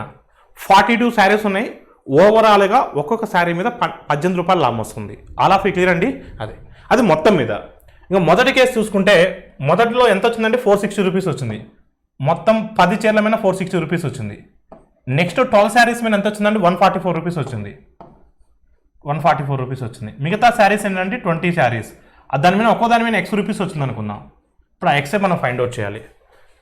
మొదటి 10 శారీల మీద వచ్చినటువంటి లాభము, తర్వాత 12 శారీల మీద వచ్చినటువంటి లాభము, 20 శారీల మీద ఒక్కొక్క దాని మీద ఎంత వచ్చిందో తెలియదు, X రూపీస్ అనుకుంటున్నాను. ఇది మొత్తం మీద వచ్చినటువంటి లాభం. ఇప్పుడు మనం Xను ఫైండ్ అవుట్ చేయాలి. ఒకసారి చూడండి అమ్మా.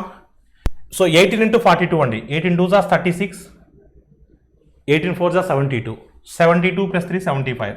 So this is what 756. So చూడమ్మా, 460 + 144 అంటే 604. ఇప్పుడు 20x = ఇప్పుడు 604ని ఇక్కడ నుంచి సబ్ట్రాక్ట్ చేసామనుకోండి, ఎంత వస్తుందండి? 152 వస్తుంది. ఎంత వస్తుందండి? 152 వస్తుంది, అంతే కదా. 604ను సబ్ట్రాక్ట్ చేయండి 756 నుంచి 152. సో x వాటమ్మా, అసలు 2 టేబుల్లో 0ని పక్కన పెట్టండి. 2 టేబుల్లో 152 ఎన్ని టైమ్స్ పోతుంది? 76 టైమ్స్ పోతుంది. 76 టైమ్స్ పోతుంది. 0 ఉంది కాబట్టి 7.6 టైమ్స్ పోతుంది. దేర్ఫోర్ ఆ 20 శారీల మీద ఒక్కొక్క దాని మీద అతనికి వచ్చినటువంటి లాభం ఎంత అండి? 7.6. So your answer is what అంటే option B. Option B is the right answer. Question number 14.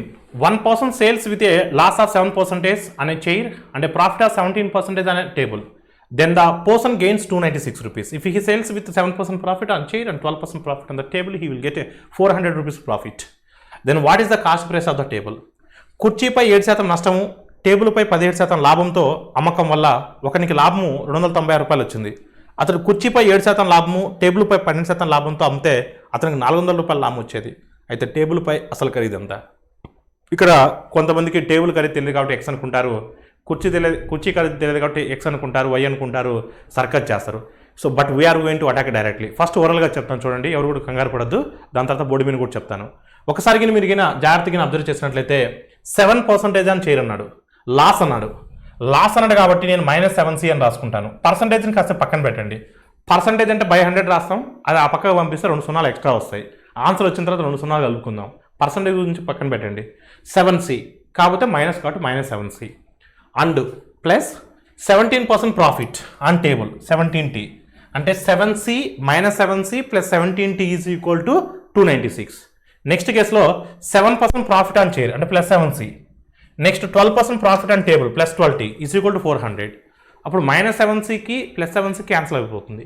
First కేసులో 17t, సెకండ్ కేసులో 12t, 17t 12t 19t, 17t 12t 29t, 400 296 696 696 29t is equal 696, t is equal 24. నేనేం చెప్పా, పర్సంటేజ్ని తీసేసాం ఇందాక. Percentage అంటే 2 సున్నాలు కదా, సో 24 పక్కన 2 సున్నాలు పెట్టుకోండి, 24 పక్కన 2 సున్నాలు పెట్టుకోండి. సో మీ ఆన్సర్ ఎంత అండి, 2400. అలా without using pen and paper సెకండ్స్లో ఆన్సర్ అటాక్ చేయొచ్చు. మీ బుకీస్ ఆన్సర్ని మీరు ఫాలో అవుతూ చాలా టైం పడుతుంది. ఎవరు కూడా కంగారు పడద్దు, మరొకసారి ఎక్స్ప్లెయిన్ చేస్తాను. 7% నష్టం అన్నాడు, 7% నష్టం అన్నాడు, అందుకని దాన్ని -7c అని రాసుకున్నాను. సార్ మీరు పర్సంటేజ్ ఎందుకు కన్సిడర్ చేయట్లేదు, మీరు కావాలంటే రాసుకో, శాతం అంటే ఏంటి బై 100 రాసుకో, మీరు ఆన్సర్ అదే వస్తుంది. ప్రతిసారి రాసుకోవడం దేనికి, ఆన్సర్ వచ్చిన తర్వాత 2 సున్నాలు పెట్టుకోమని చెప్తున్నాను. ఓకేనమ్మా. నెక్స్ట్ టేబుల్పై 17% లాభము +17t. మొత్తం మీద అతనికి ఈ ట్రాన్సాక్షన్ అతనికి వచ్చినటువంటి లాభం ఎంత, 296. నెక్స్ట్ కేసులో ఈ కుర్చీపై 7% లాభము అంటే +7c, టేబుల్పై 12% లాభం +12t. దీని మీద మొత్తం మీద అతనికి వచ్చిన లాభం ఎంత, 400. ఒకసారికి మీరు చూస్తే 7cకి 7c క్యాన్సిల్ అయిపోతుంది, 7cకి 7c క్యాన్సిల్ అయిపోతుంది, +7cకి -7cకి ఇక్కడ ఎంత మన 29t. So 29t is equal to 696. So 29 times అమ్మ 24 times, therefore t is equal to what, 24. మనం ఏం చేసాను చూడండి, పర్సంటేజ్ని నేను రిమూవ్ చేశా. ఇక్కడ మనం 7c/100 17t/100 రాస్తే LCM 100 అవుతుంది, ఇక్కడ 2 zeros యాడ్ అవుతాయి, ఇక్కడ కూడా 2 zeros యాడ్ అవుతాయి. అలా ప్రతిసారి రాసుకున్న దానికన్నా ఆన్సర్ వచ్చిన తర్వాత 2 zeros యాడ్ చేసుకోండి. So your answer is what, 2400. Option D is the right answer. Question number 15. After 4 years, the simple interest and sum of money will be 300. After the next 6 years, principal is 4 times. Then what is the total interest after 10 years? 4 సంవత్సరాల తర్వాత కొంత సొమ్ము మీద సామాన్య వడ్డీ 300 రూపాయలు అగును, తర్వాత 6 సంవత్సరాలకు అసలు 4 రెట్లు అగును. దీన్ని అండర్లైన్ చేయండి అమ్మా, అసలు 4 రెట్లు అగును. అయితే 10 సంవత్సరాల తర్వాత వచ్చినటువంటి మొత్తం వడ్డీ ఎంత? ఫస్ట్ మీకు ఓరల్గా చెప్తాను చూడండి. సో సాధారణ వడ్డీలో ప్రతి సంవత్సరం కూడా వడ్డీ అనేది సమానంగా ఉంటుంది. సింపుల్ ఇంట్రెస్ట్లో every year interest is same. So 4 years interest is what అమ్మా, 4 years interest is what, so 4 years interest is what, 300. Every year interest same కదా, అప్పుడు 1 yearకి ఇంట్రెస్ట్ ఎంత అవుతుందంటే 75 అవుతుంది. ఆల్ ఆఫ్ యూ క్లియర్ అండి. అదే 1 year సింపుల్ ఇంట్రెస్ట్ ఈజ్ 75. కొంత సొమ్ము ఉంది, ప్రిన్సిపల్ అనేది కొంత ఉంది, అది ఎంతో తెలియదు మనకు కూడా, 75 రూపీస్ ఎంతో కొంత ఉంది, దాని మీద 1 year సింపుల్ ఇంట్రెస్ట్ అనేది 75. సో 4 years కాబట్టి 4 × 75, 4 years కాబట్టి 4 × 75, 4 years కాబట్టి 4 × 75 300. నెక్స్ట్ 6 yearsకి ఏమైందంటే ప్రిన్సిపల్ 4 రెట్లు పెరిగింది. ఇప్పుడు ప్రిన్సిపల్ 4 రెట్లు పెరిగితే వడ్డీ కూడా 4 రెట్లు పెరుగుతుందా లేదా చెప్పండి. ప్రిన్సిపల్ 4 రెట్లు పెరిగినప్పుడు వడ్డీ కూడా 4 రెట్లు పెరుగుతుంది కదా. సో ప్రిన్సిపల్ 4 రెట్లు పెరిగింది, సో వడ్డీని కూడా నేను 4 రెట్లు పెంచుతున్నాను. అంతకుముందు ఎంత ఇంట్రెస్ట్ వచ్చిందండి, 75 రూపీస్ వచ్చింది. అంతకుముందు 75 రూపీస్ వచ్చింది, ఇప్పుడు ప్రిన్సిపల్ 4 రెట్లు పెరిగింది కాబట్టి వడ్డీ కూడా 4 రెట్లు పెరుగుతుంది. ఇది 1 సంవత్సరానికి. ఇదేంటమ్మా, ఇదేంటి 6 ఇదేంటమ్మా 4 × 75 అనేది 1 yearకి, మనకు 6 yearsకి కావాలి. సో ఇంటూ 6 రాశారు. This is what overall 10 yearsకి.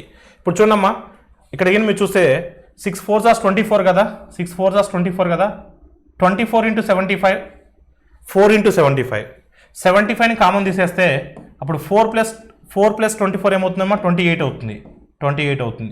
75 × 28, 75 × 28 ఎంత వస్తుందంటే 75 × 28. సో సింపుల్గా 275 టైమ్స్ అంటే ఎంత, 150. 150 2s 300, 300 7s 2100. So 2100.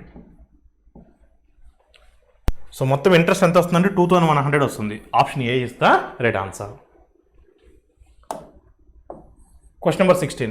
One person 600 rupees is divided into 3 parts and put into simple interest. First part is 3% rate of interest for 4 years. Second part is 4% rate of interest for 5 years. And third part is 5% rate of interest for 3 years. If interest is getting 3 parts is same.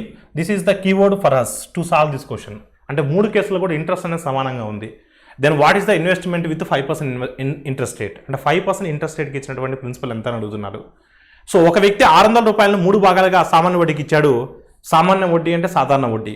మొదటి భాగం 3% చొప్పున 4 సంవత్సరాలకి, రెండో భాగం 4% చొప్పున 5 సంవత్సరాలకి, మరియు మూడో భాగం 5% చొప్పున 3 సంవత్సరాలకి, ప్రతి భాగం మీద వచ్చినటువంటి వడ్డీ సమానమైనచో, దీన్ని అండర్లైన్ చేయనమ్మా, ప్రతి భాగం మీద వచ్చినటువంటి వడ్డీ సమానమైనచో 5% వద్ద వచ్చినటువంటి 5% వద్ద ఎంత సొమ్మును మీరు అప్పుగా ఇచ్చున్నారు అనేది క్వశ్చన్. ఇక్కడ వడ్డీ అనేది సమానం అంటున్నాడు కాబట్టి మనం మీ అందరికీ కూడా చెప్పున్నాను, ఇఫ్ R/T మొత్తం వడ్డీ రేటు అనేది A/B నిష్పత్తిలో ఉంటే, A/B/C నిష్పత్తిలో ఉంటే, సో మీకు ప్రిన్సిపల్స్ అనేవి విలోమానుపాతంలో ఉంటాయి, ఇన్వర్స్లీ ప్రపోర్షన్లో ఉంటాయి. సో ఇన్వర్స్లీ ప్రపోర్షన్లో ఉంటాయని చెప్పున్నాను గుర్తుందా మీ అందరికి కూడా? ఓకేనమ్మా. If R/T are in the ratio A/B/C, then principals అనేవి విలోమానుపాతంలో ఉంటాయి.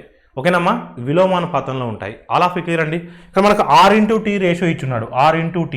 సో R అంటే వడ్డీ రేటు, T అంటే సంవత్సరాలు, మొత్తం వడ్డీ రేటు ఎంత ఇచ్చున్నాడండి? మొదటి కేసులో ఎంతమ్మా? 3% 4 సంవత్సరాలకి, 3 × 4 12, 3 × 4 12. ఓకేనండి, 12. నెక్స్ట్ రెండో భాగం 4% చెప్పిన 5 సంవత్సరాలకి, 4 × 5 20, 4 × 5 ఎంతమ్మా? 20.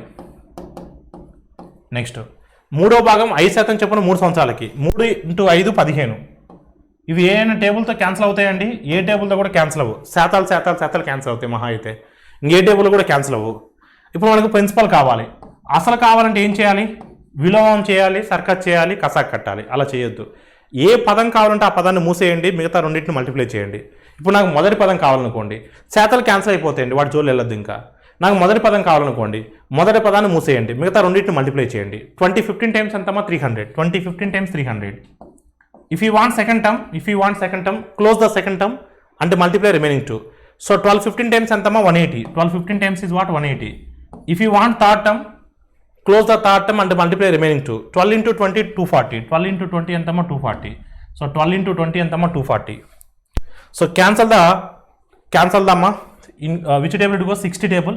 65s are, 63s are, 64s are. 5:3:4.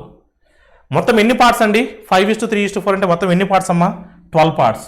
12 parts అంటే ఎంతమ్మా? మొత్తం ప్రిన్సిపల్ అంతా 600. 12 parts is 600. Each part is what? 50. So they're asking 5% వద్ద ఇచ్చినటువంటి సో పెట్టుబడి ఎంత? 5% అంటే ఎన్నో భాగం ఉంటుంది? మూడో భాగమే కదా 5% వద్ద ఇచ్చింది. సో మూడో భాగమే కదా 5% వద్ద ఇచ్చింది. ఎస్, అంటే 4 × 50. 4 × 50. 4 × 50 అంటే 200. సో 4 × 50 అంటే ఎంతమ్మా? 200. So your answer is what? Option B. Option B is the right answer. Next question number 17.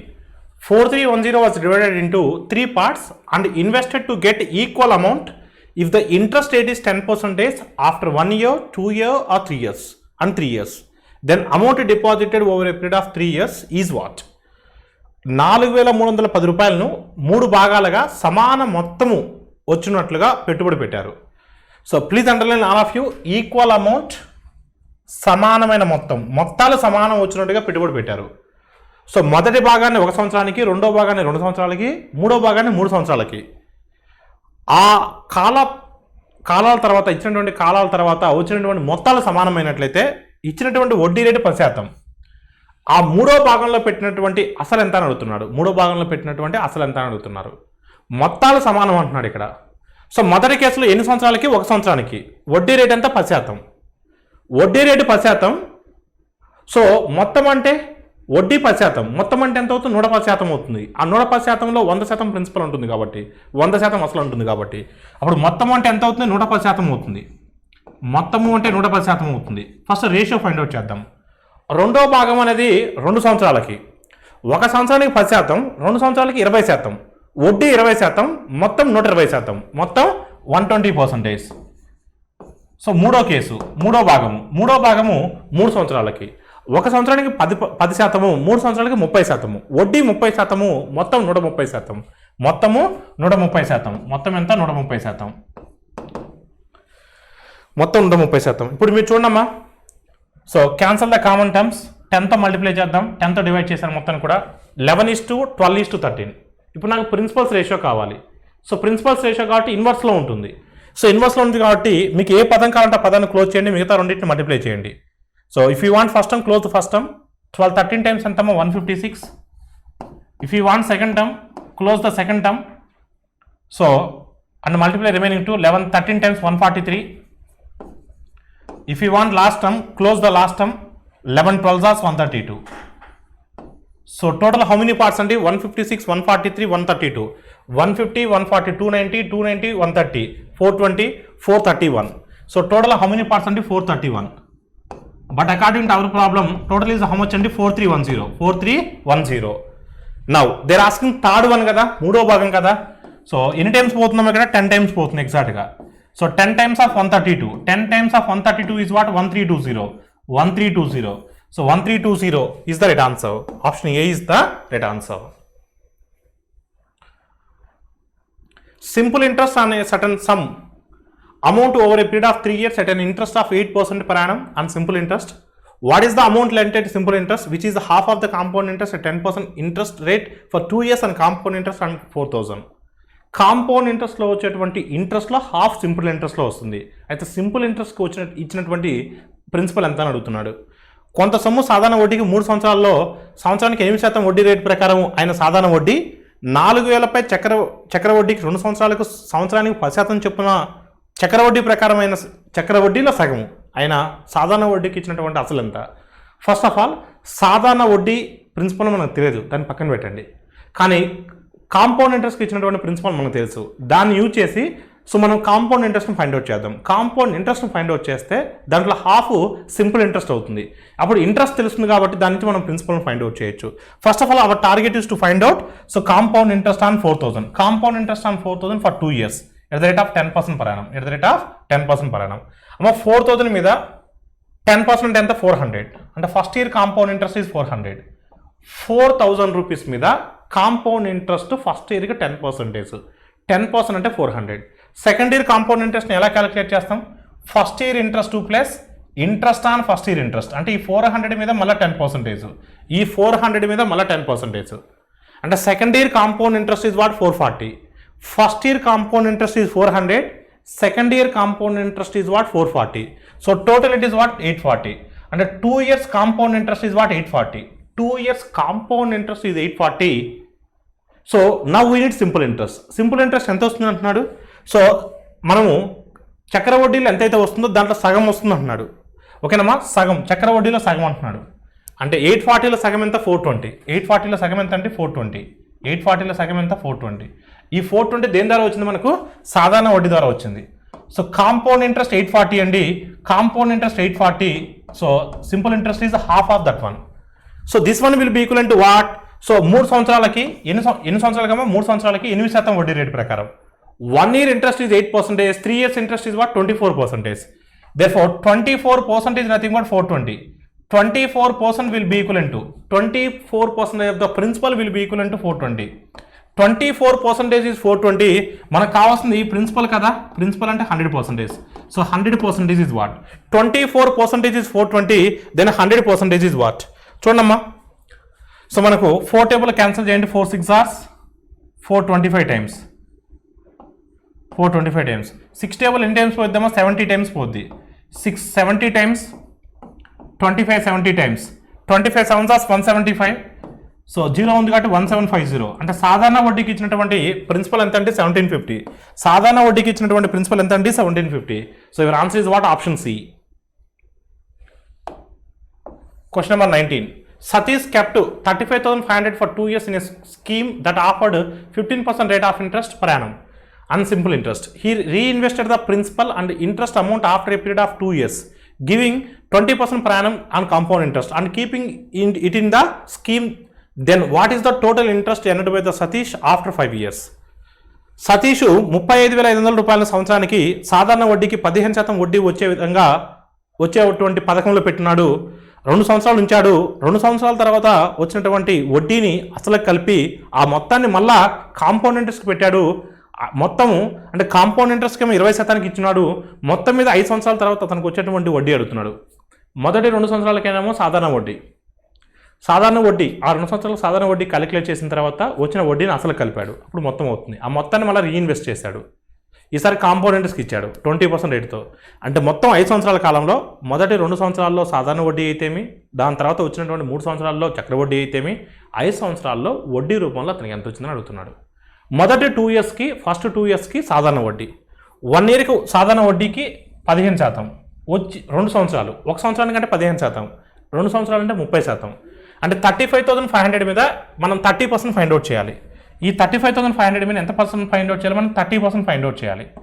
ఇది 2 ఇయర్స్కి వచ్చేటువంటి సాధారణ వడ్డీ.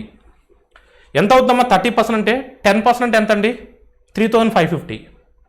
30% అంటే 3 into 3550, 3 into 3000 9000, 3 into 500 1050, 3 into 500 1500, 1500 plus 9000 10500. So 3 into 50 150, 150 plus 10500 10650. So 10650 is the interest. 10650 is the interest. ఇది simple interest, 2 ఇయర్స్కి వచ్చినటువంటి simple interest. ఇప్పుడు ఈ ఇంట్రెస్ట్ని కలిపి ఈ ప్రిన్సిపల్ కలిపితే ఎంత అవుతుందండి మొత్తం? So 35,000 10,000, 45,000, 45,000 plus 500 600 1150. అప్పుడు ఎంత అవుతుందండి 46,000. సో 500 600 1100 1150 అంటే 150, 46,150. ఇది 2 ఇయర్స్ తర్వాత ఉన్నటువంటి మొత్తము అప్పుడు ప్రిన్సిపల్ అవుతుంది, ఎందుకంటే రీఇన్వెస్ట్ చేస్తున్నాడు కాబట్టి. ఓకేనండి.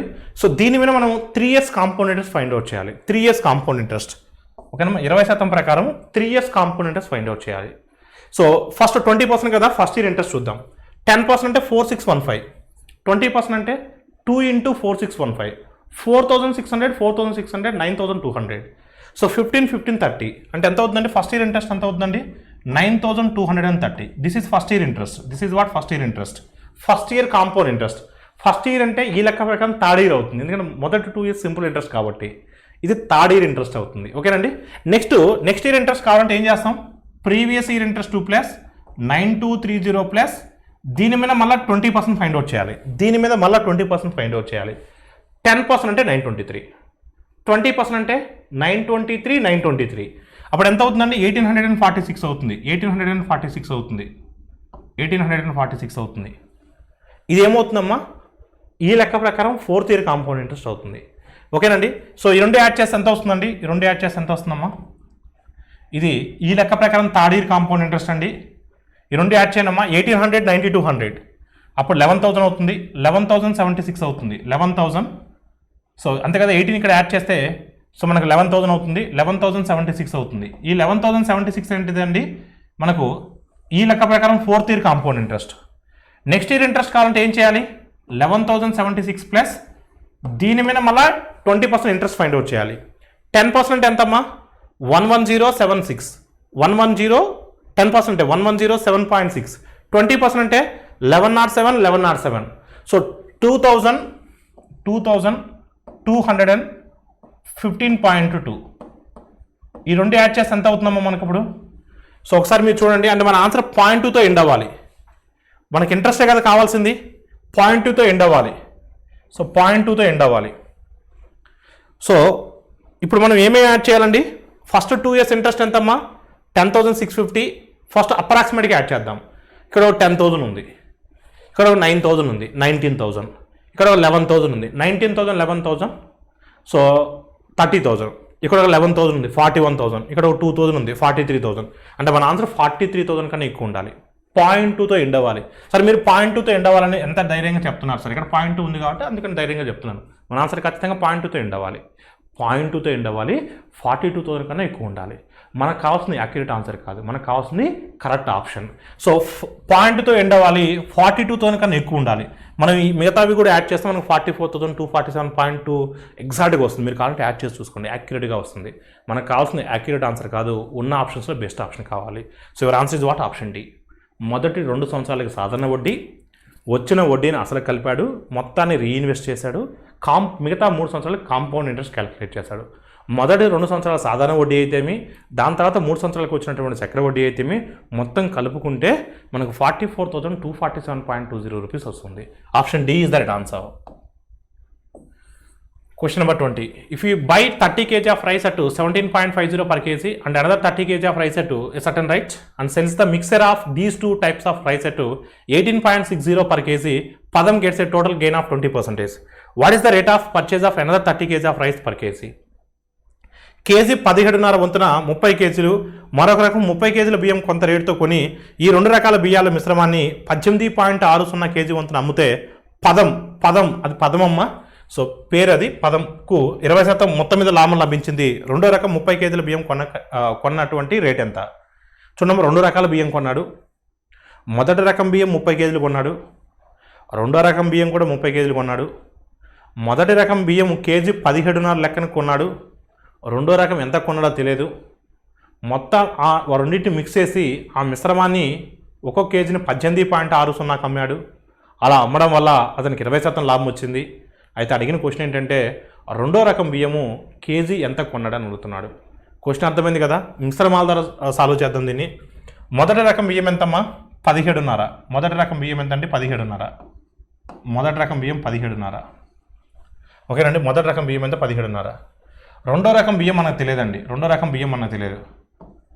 ఇప్పుడు 17.5 అనేది కొనవెల కదా, ఇక్కడ కూడా మనం కొనవెల కనుక్కోవాలి.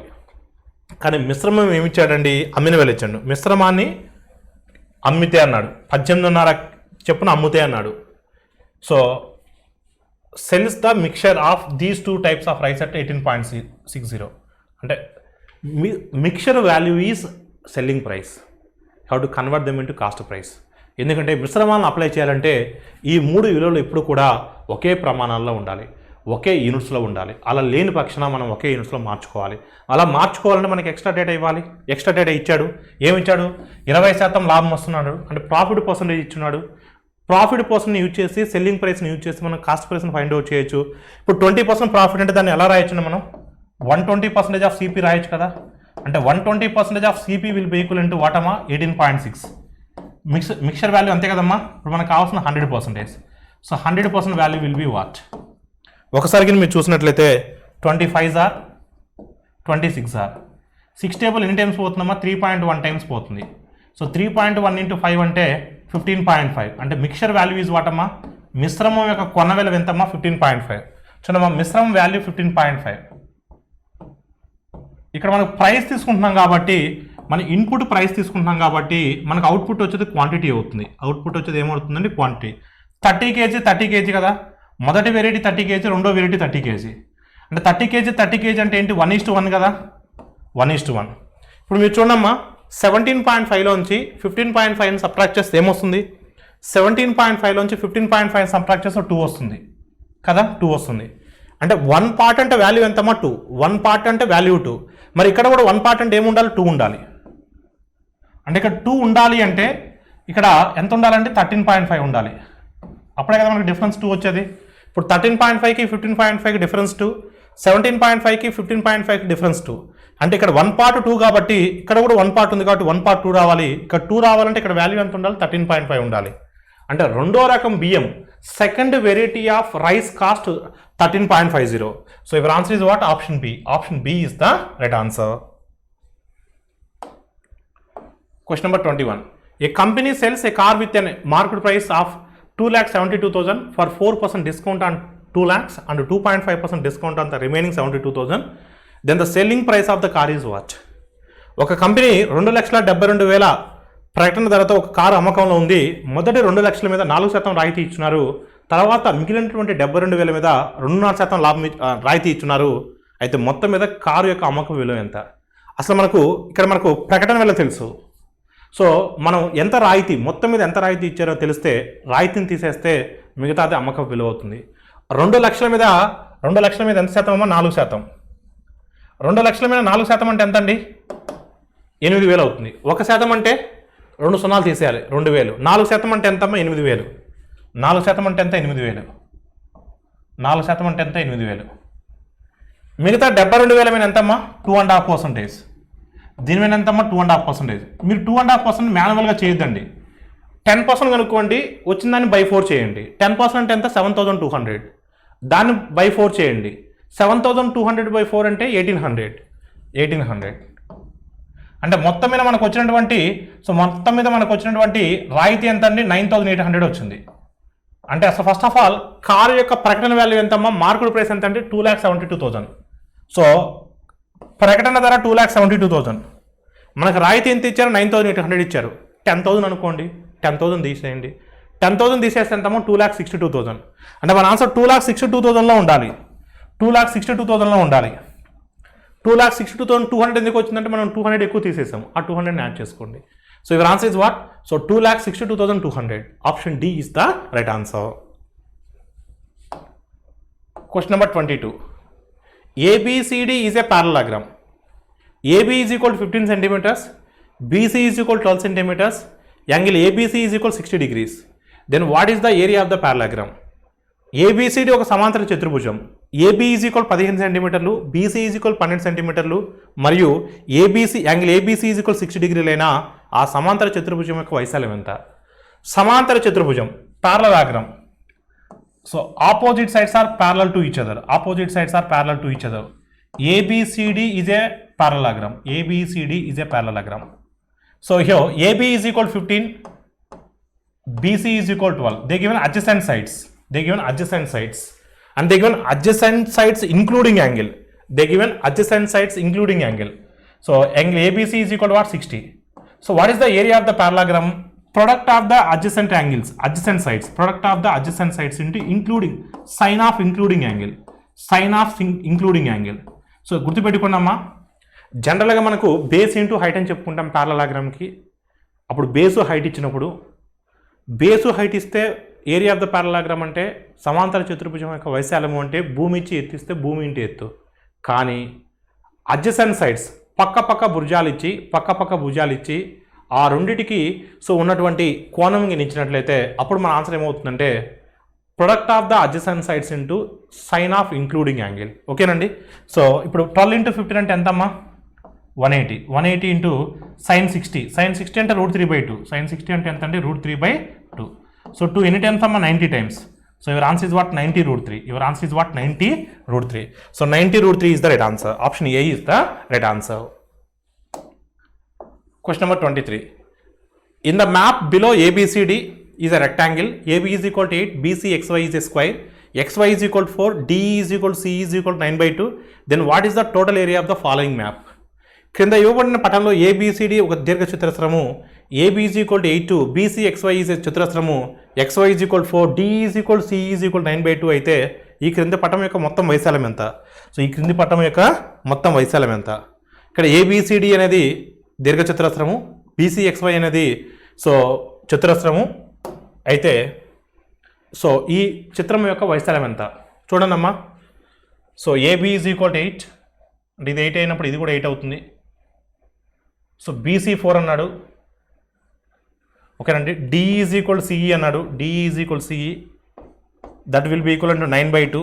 That will be equal to 9/2. So ఇచ్చిన 9/2నే కదా? ఎస్, 9/2. నౌ అప్పుడు ఇది కూడా 9/2 అవుతుంది. సో DC అనేది ఒక త్రిభుజం అవుతుంది. మనం ఎత్తుగిన కనుక్కున్నట్లయితే భూమి తెలుసు కాబట్టి, బేస్ తెలుసు కాబట్టి హైట్ కింద ఫైండ్ అవుట్ చేస్తే అప్పుడు త్రిభుజ వైశాల్యం తెలిసిపోతుంది. ఆల్రెడీ మనకి ఇక్కడ రెక్టాంగిల్ యొక్క లెంత్ బ్రెత్ తెలుసు. సో స్క్వైర్ యొక్క సైడ్ తెలుసు కాబట్టి ఈ ఏరియా మనకు వచ్చేస్తుంది. మనం త్రిభుజం వైశాల్యం కనుక్కోవాలి. ట్రయాంగిల్ ఏరియా ఫైండ్ అవుట్ చేయాలి. ట్రయాంగిల్ ఏరియా ఫైండ్ అవుట్ చేయాలంటే మనకు బేస్ తెలియాలి, హైట్ తెలియాలి. బేస్ తెలుసు కానీ హైట్ తెలియదు. హైట్ ఫైండ్ అవుట్ చేయాలి. హైట్ ఫైండ్ అవుట్ చేయాలి కాబట్టి ఇక్కడ ఒకసారి మీరు చూసినట్లయితే ఇది కూడా 9/2 అవుతుంది. ఇది కూడా ఏమవుతుందో 9/2 అవుతుంది. చూడండి ఇక్కడ మనం మీడియన్గా డ్రా చేసినట్లయితే అప్పుడు ఇది 4 అవుతుంది, ఈ పార్ట్ 4 అవుతుంది. సో ఈ పార్ట్ 4 అవుతుంది, ఈ పార్ట్ కూడా 4 అవుతుంది. మనకి ఇది కావాలి. ఇది రైట్ యాంగిల్ కదా. సో ఒకసారి మీరు చూస్తే అండర్ రూట్ ఆఫ్ మనకి ఆపోజిట్ సైడ్ కావాలి. హైపోటెనస్ తెలుసు, అడ్జసెంట్ సైడ్స్ తెలుసు. 9/2 హోల్ స్క్వేర్ అంటే 36/4. 9/2 హోల్ స్క్వేర్ కదా.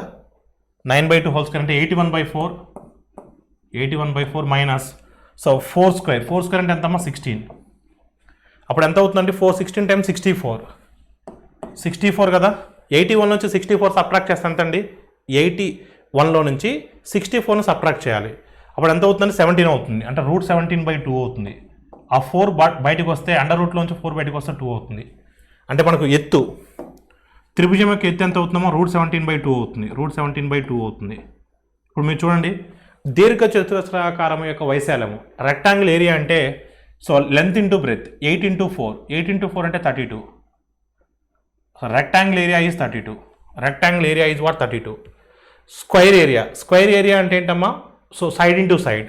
సో ఎంత అవుతుందంటే 4 into 4 16 అవుతుంది. 4 into 4 16 అవుతుంది. అంటే రెక్టాంగిల్ ఏరియా తెలుసు, స్క్వైర్ ఏరియా తెలుసు. మనకు ట్రయాంగిల్ ఏరియా ఫైండ్ అవుట్ చేయాలి. ట్రయాంగిల్ ఏరియా ఎలా ఫైండ్ అవుట్ చేస్తాం? Half into base into height. Base ఎంతమ్మా? 8. హైట్ ఎంతమ్మా? √17/2. సో 2 2s 4, 4 2s అంటే 2 √17 వస్తుంది. ఇప్పుడు చూడండి మొత్తం ఇది ఎంతమో 48 ప్లస్ 2√17 ఇప్పుడు 2ని కామన్ తీస్తే ఏమవుతుందండి? So 24 plus √17 2 into 24 plus √17 2 into 24 plus √17. Yes, option B is the right answer. Question number 24.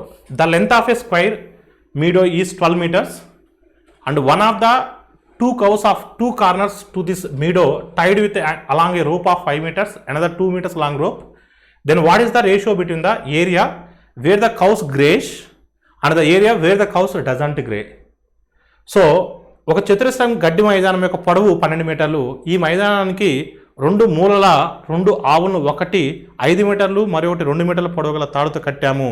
అయితే ఆ ఆవులు ఆ గడ్డి మైదానంలో గడ్డి మేసిన భాగానికి గడ్డి మేయలేని భాగానికి గల మధ్య గల నిష్పత్తి ఎంత అంటున్నాడు. సో ఒకసారికి మీరు అబ్జర్వ్ చేసినట్లయితే ఇక్కడ ఆల్ ఆఫ్ యూ చతురస్రాకారంలో ఉంది. స్క్వైర్ ఎంతమ్మా? సైడ్ ఎంతమ్మా? 12. సో సైడ్ 12 అంటే ఏరియా ఎంత అవుతుందంటే 144 అవుతుంది. టోటల్ 144 అవుతుంది. ఒక కార్నర్లో ఒకదాన్ని టై చేసాం, మరొక కార్నర్లో మరొక దాన్ని టైట్ చేసాం. సో అది దాని యొక్క ఒకదాని రేడియస్ ఎంతమ్మా? 5. అంటే ఈ యొక్క సెక్టార్ అది అంటే ఈ ఏరియా వరకు అది గ్రేజ్ చేయగలదు. మరొకటి ఏంటమ్మా? So only 2. దీని యొక్క రేడియస్ 5 కాబట్టి దీని యొక్క రేడియస్ 2. సో ఈ ఏరియా వరకు అది గ్రేజ్ చేయగలదు. ఈ గ్రేజ్ చేసినటువంటి అంటే గడ్డి మేసినటువంటి వైశాలానికి గడ్డి మేలైనటువంటి వైశాలానికి నిష్పత్తి ఎంత అడుగుతున్నాడు చూడండి. ఫస్ట్ గడ్డి మేసిన దానికి చూద్దాం. మేసిన దాన్ని ఫైండ్ అవుట్ చేద్దాం. మేసిందంటే ఎంతమ్మా? మేసిందంటే మనకి ఎంత వస్తుందండి? సో 1/4. ఎందుకంటే ఈచ్ యాంగిల్ 90 degrees ఉంటుంది కాబట్టి 90/360 అంటే 1/4. So 1/4 πr square. పై అంటే ఎంతమ్మా? 22/7. పై అంటే ఎంత? 22/7 r స్క్వేర్. ఫస్ట్ ఎంతమ్మా? 5 స్క్వేర్. నెక్స్ట్ ఎంత అండి? 1/4 πr square. 1/4 into 22/7 into 2 square.